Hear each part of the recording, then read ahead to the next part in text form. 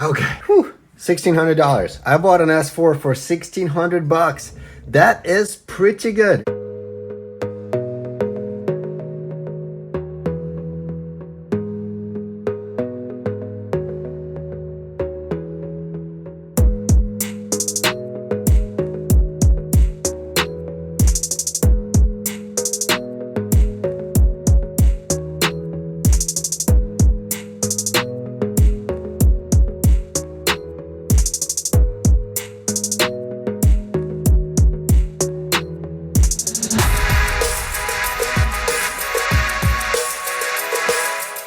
If you haven't seen the last video, you might be wondering why would I buy a 200,000 mile Audi S4 that has a junk title and has been crashed. Believe it or not, this was one of the best financial decisions I could have made, because just a couple of weeks ago I had purchased another S4 that is actually rebuildable and can be made street legal. Problem is that that car needed a lot of parts, and it would have gotten really expensive if I were to purchase them one by one. This is almost pristine. Most of this dirt and stuff probably came from the auction and or me when I was helping to get this thing off the trailer. The delivery driver really struggled getting it off. I was like, hey, do you want me to put it in neutral? He said, if you can.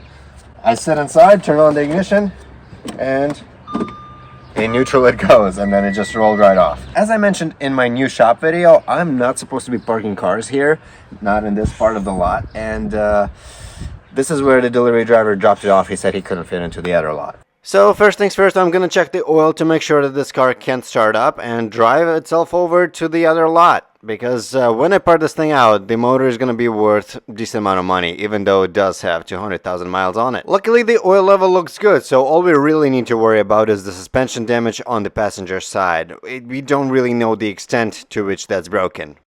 The knuckle is completely snapped in half, so we are gonna have some pretty hardcore camber when we try to drive this. But before the car can even start, we are gonna have to get to our pyro fuse and bypass that, because that is definitely blown. So the way this battery junction works is, obviously we have the positive battery terminal.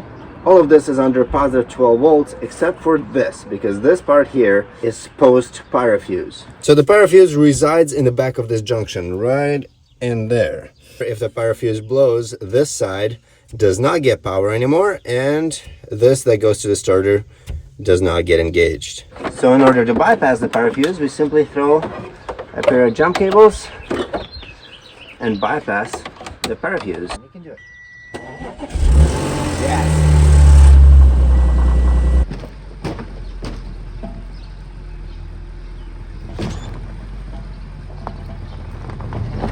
As expected, the camber is going absolutely insane and is rubbing, but I mean, I think this should be manageable. That is, as long as I don't mind a little workout, because our electric power steering rack is definitely blown.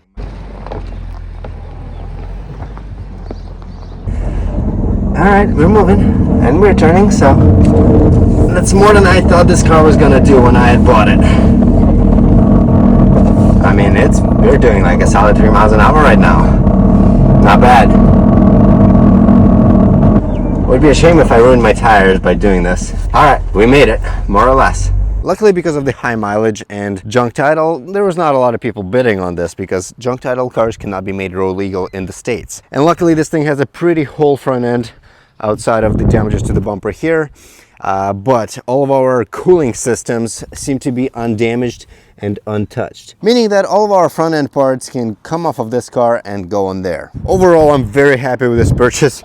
Probably happier than I am with the actual S4 that I'm rebuilding, because for the amount of money I paid for it, this thing is great. We have almost brand new Continental DWS 06 all seasons. The interior in this thing is incredibly clean, especially considering the fact that it has 200,000 miles. Looks like somebody really did take very good care of this car, which is great, because we're definitely going to need this seat and put it into our car, because our airbag had blown on there. Everything else is going to get parted out. Luckily, these things do have quite a demand for parts. They get crashed a lot, they get broken a lot. So I'm going to list this thing up for parts in all the Facebook groups, and in the meantime, we're going to hammer down on this car and try and make it drivable as soon as possible.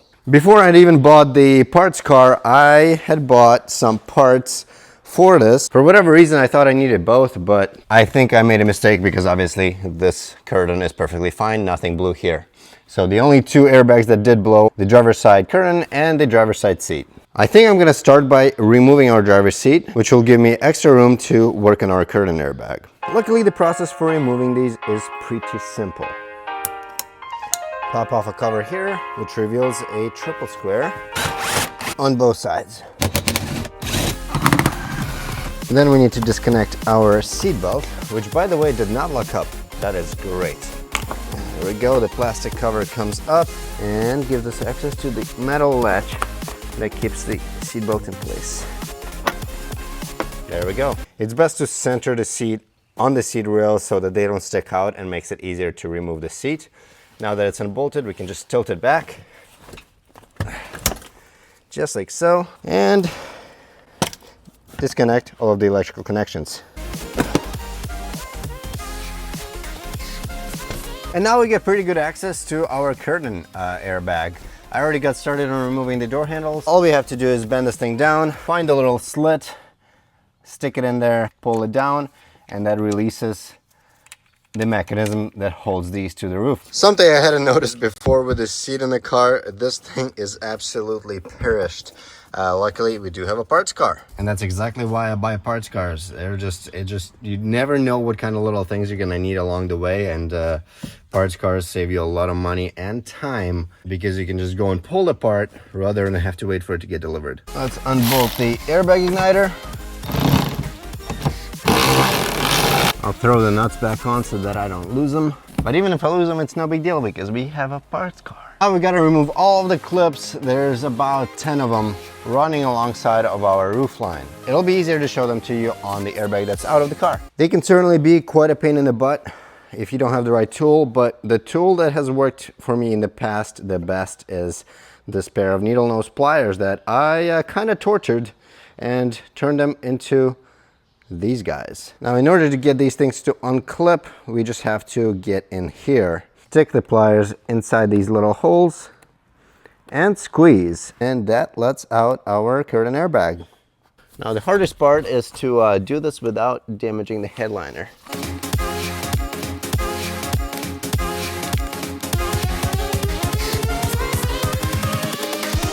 Here we go.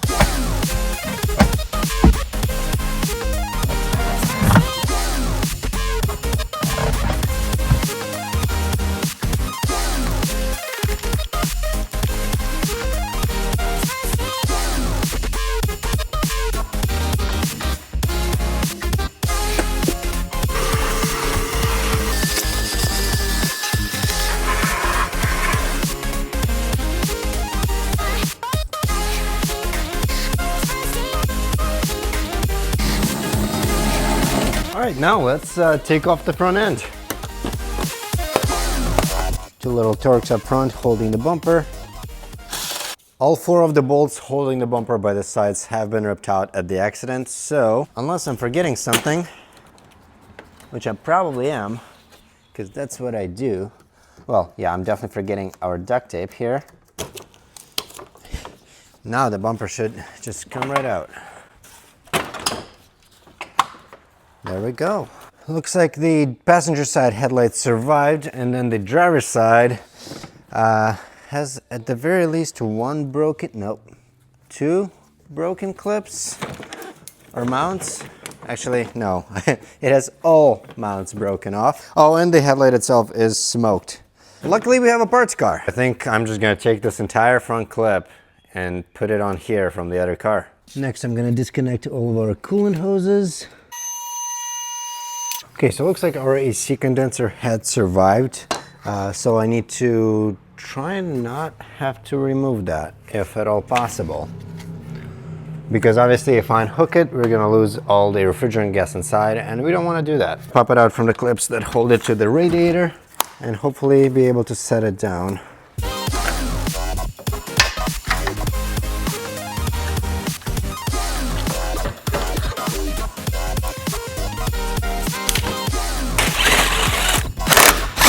Couple of 230s up top. Oh yeah, we're getting some movement now. I just realized I think the heat exchanger is just completely missing from this car. There's normally a little radiator here that goes at the bottom and cools the coolant that goes into the supercharger, that cools down the air flowing into the motor. I do need to disconnect the transmission cooler lines, which go right into the radiator, which is just a 10 millimeter for both lines, in and out.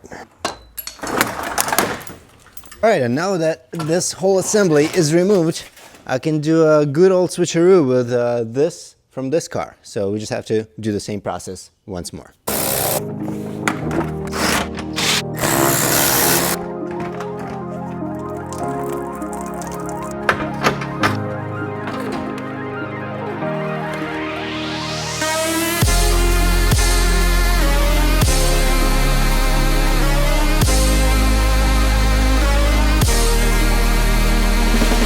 To my huge disappointment, the headlight on the parts car is absolutely demolished. I somehow didn't see that. I didn't look very closely when it was on the car, but as soon as we pulled the radiator support off, this was quite visible, as you can see. But the good news is that the headlight that came off of the car originally is actually much less damaged. This is something I can fix. Relatively small chunk of plastic missing, which I can plastic weld and seal up. So I think we're gonna do exactly that, because like I mentioned, these headlights are pretty expensive. They're about 300, but still, that is a big chunk of money, and I would rather avoid having to spend that. So we're gonna try and fix this.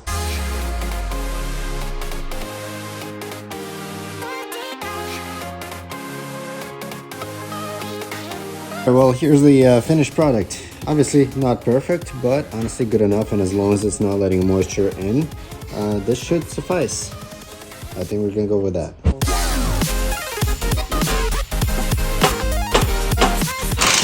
And now let's fill our coolant and make sure we're no longer leaking.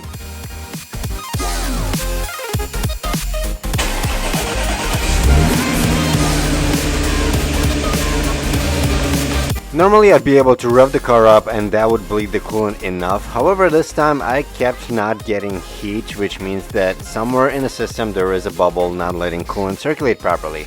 So I drained it once again and decided to use my vacuum fill tool, which I had gotten pretty recently, and gave this a shot.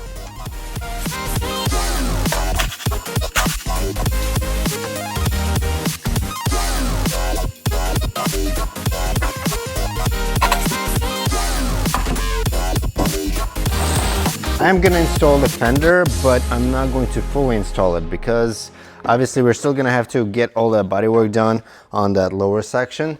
But I'm gonna put it on so that I can do the rebuild inspection, because I think that way it'll be quickest. Because after the rebuild inspection, it takes about 2 to 3 weeks of waiting for the title, and in that 2 to 3 weeks I can have the bodywork done, and then this car will be good to go. Alright guys, as you can see, the parts car is pretty much stripped down. I think I've removed everything I need to on this, and I do have somebody who wants the drivetrain, and I think they're just going to take the car, pull off all the parts that they need, and then bring it back so that I can junk it. I've removed all of the valuable, easy to remove parts like mirrors and steering wheel and shift knob sold really quickly, seats, and you know, whatever else that I felt like removing, like this door trim, the black optics door trim that I may use for myself or I might sell. We shall see. The rear end is completely taken apart. The trunk I had a buyer lined up for, but then he backed out because it wasn't the right color. So far I sold $700 worth of parts off of this, which is very significant considering the fact that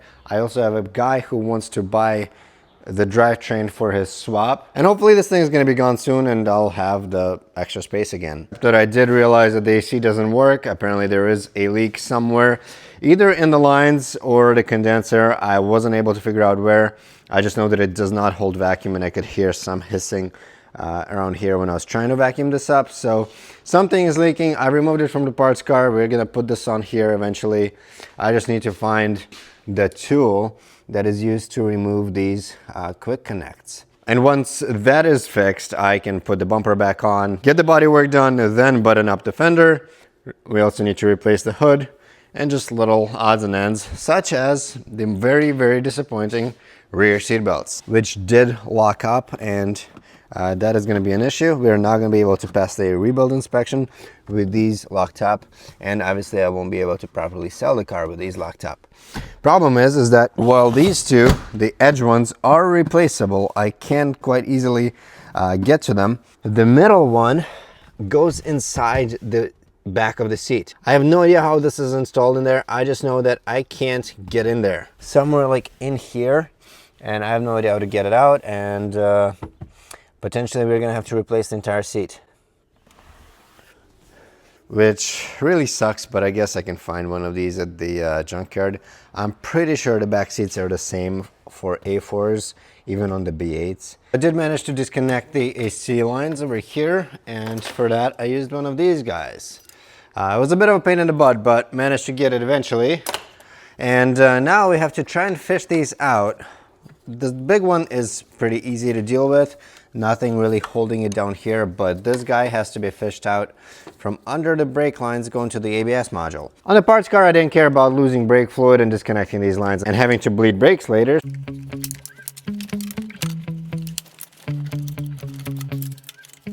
In reality, I am just replacing these, so I don't care if it breaks, but I don't know.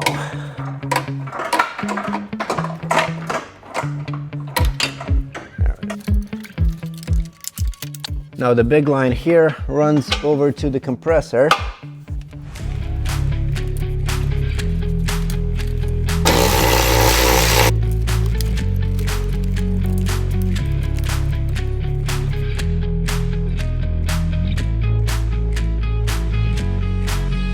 And then lastly, we have this T45 that goes deep into the engine bay, right in there.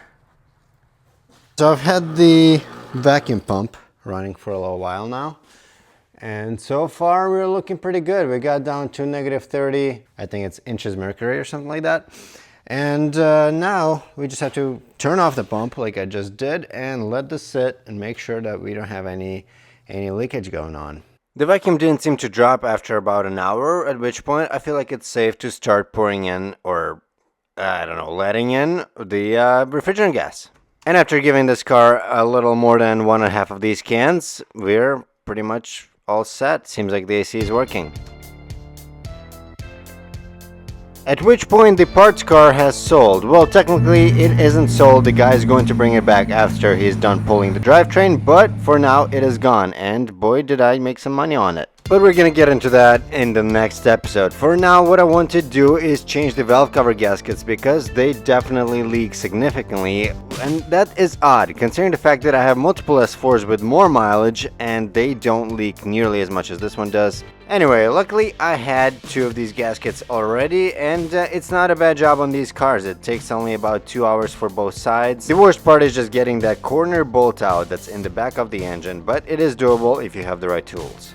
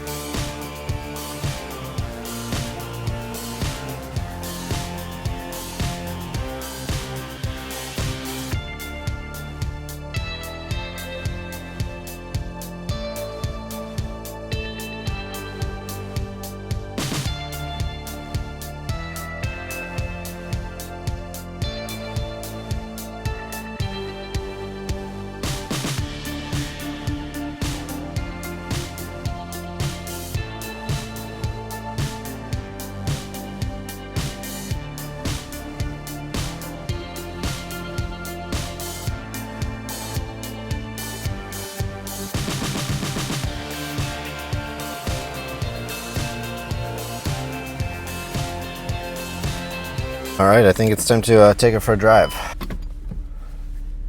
So far so good, pulled out. Definitely have some rust on brake rotors. Hopefully we're gonna rub that off by the end of today. I'm gonna take it pretty easy. Seems a little off in the steering rack. but our wheel alignment is also off, so potentially that's to be expected. Gonna turn on our heat to try and get that coolant to bleed, just so that I can monitor whether or not this is getting hot. Still throwing the fault for the steering rack and for the airbag. Airbag totally makes sense. Steering fault, I tried to reprogram the end stops and it didn't work. It didn't register one of the end stops. Yeah, the steering just doesn't feel right. I wonder if the steering rack that we put in from an A4 is incompatible with this. I definitely am gonna have to look into that. But, I mean, the good news is that it does drive. There's that supercharger whine. I probably look like an idiot doing 4,000 RPM at 30 miles an hour right now. But you do what you gotta do when you gotta bleed your coolant system.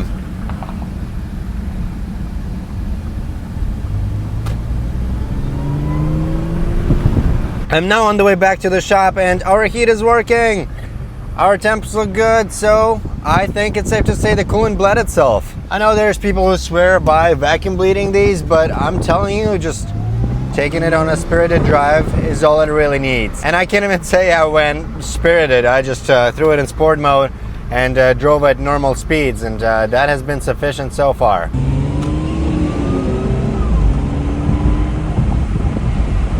Now I just have to figure out what is up with our steering rack, why we're throwing the fault. It could be just because of how bad our steering wheel alignment is. Potentially that's enough to give it an error.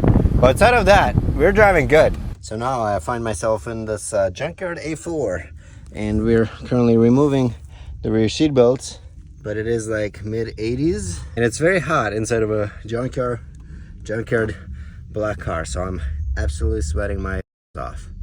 Another thing that does need fixing on our S4 is the center brake light. For whatever reason, that is throwing a fault, and I'm guessing not even working. I didn't confirm this, but just the fact that it throws a fault is enough for me to want to replace it.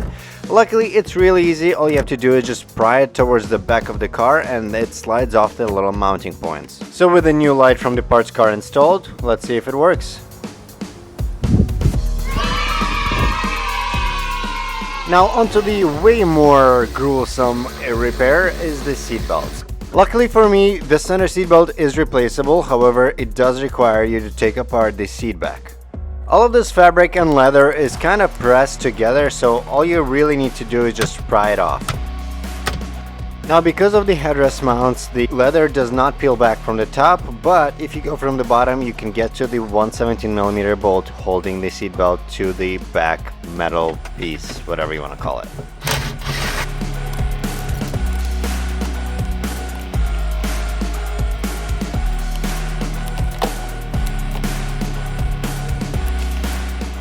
Then we just assemble the little layers with the seatbelt buckle and the mounting points that go into the car and bolt it down. Now to get to these side belts we have to remove this deck cover. There it comes.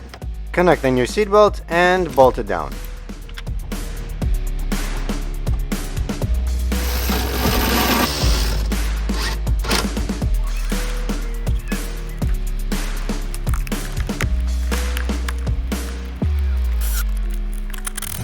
Now that's all we have for today. By the end of next video, I anticipate this car to be completely finished. So make sure to subscribe to find out whether I can fix the steering issue, how well the bodywork is going to go for our floor section, as well as all of the financials that went into this car. How much I spent on it, how much I made from the parts, overall cost, and the final sale price. Which, by the way, I already know who this car is going to go to. So stay posted and make sure to like this video if you enjoyed it. Have a great day.